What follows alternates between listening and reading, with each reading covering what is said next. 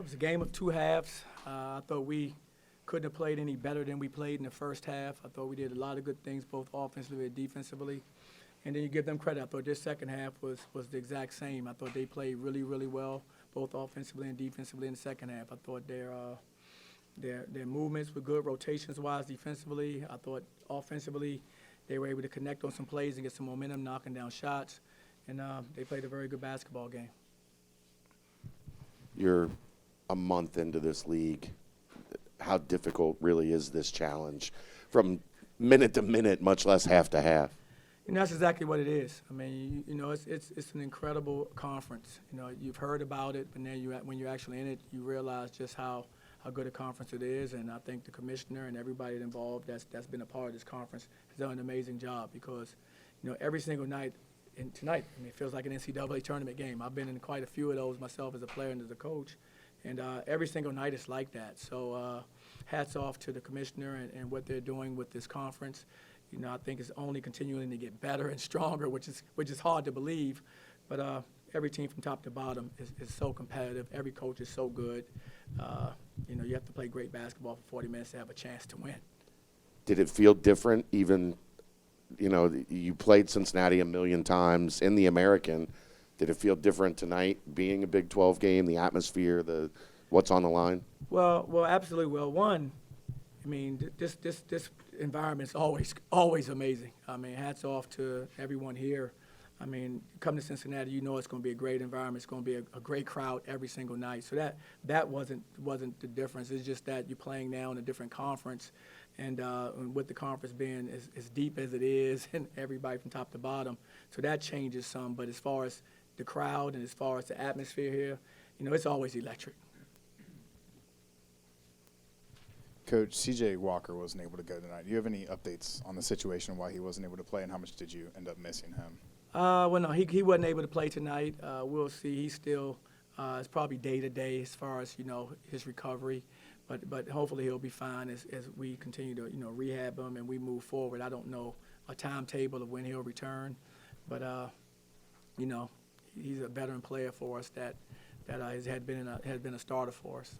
And then UC gets out to a 15-6 lead. You guys storm back. What were the conversations like in the huddle? What adjustments did you guys make to kind of retake the lead and stretch that lead even? Well, we just got to chip away at it, man. When a team makes a run like they did to start the game off, and they're explosive, they can do that. We just try to keep defending, stick with the game plan, keep trying to chip away at the lead. Jaylin, it didn't have an easy matchup tonight for you with John Newman on you, but you still finished with 19 points. What was working for you offensively there to get you going versus a high-caliber defensive player like John? Just being able to trust my teammates. And my teammates trusted me, and Coach Dawkins just put me in a position to excel, and I knew he was going to play me aggressive, watched a lot of film on him. So, yeah, he's a great defender. You guys in the preseason, they picked you last. BYU was down a ways. Do you think maybe some of the new teams deserve a little more respect than you've gotten? Well, it's a process going through this league. They have to pick, everybody has to pick you somewhere, from top to bottom. Somebody's going to end up being first, someone's going to end up being last. The main thing you have to do is just understand what your own standards are for your program, what the expectations are within our program. That's all that really matters. We know people, have to make choices and they have to, pick and have to rank teams.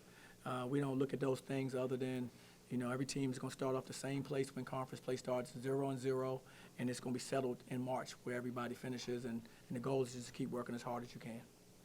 Coach, you guys were out rebounded 23-12 in that second half. What were the adjustments that you saw from Cincinnati, and were they as physical and aggressive going to the glass as you maybe saw on film? Oh, they are. They're a very physical team, very good offensive rebounding team. We had talked about that prior to the game. We had a lot of respect for how aggressive they are going to the board. So it wasn't as if we were surprised at that. We have to do a better job because they did a great job of they were relentless, kept coming, different guys making plays. And that's who they've been, and watching them on tape, and they do a very good job of it. Coach, you talked earlier about Big 12 and the environment. Does it kind of remind you of the ACC in the mid-'80s when you were playing at Duke? It does.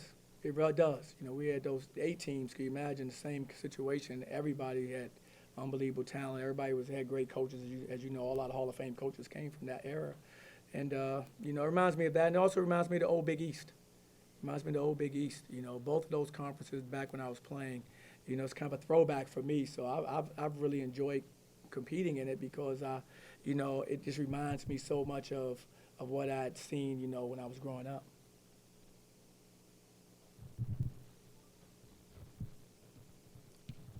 Jaylin, when you come into a matchup like that, does it feel like you're getting ready for like a heavyweight fight, knowing your team, especially with CJ out, was going to need you to be on top of your game, and that John was going to come at you? You hit, and especially in the first half, you had some really tough shots that looked like, you know, you had it going.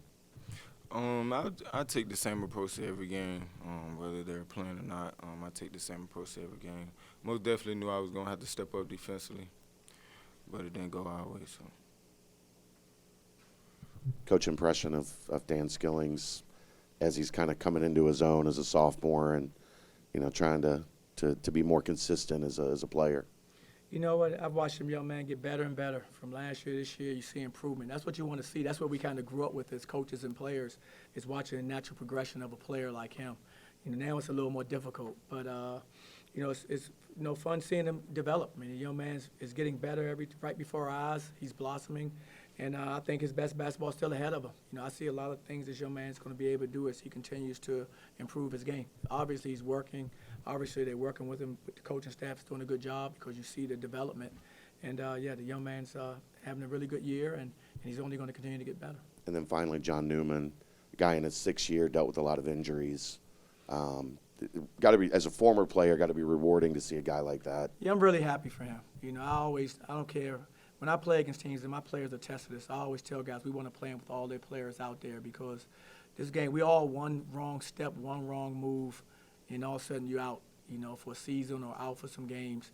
And so because of that, and I've been injured before with injuries that have kept me out of seasons and part of seasons. So I'm always wanting the guys to get back and be able to play and contribute because they've worked so hard all their lives in this game. They've worked, they're developing their games, and the one thing they want to do is come out in front of you guys and compete.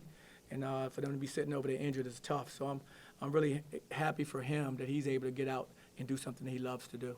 One more question in the back there. Johnny, this league is going to be, I assume, like this when you view it as a coach, a grind from start to finish.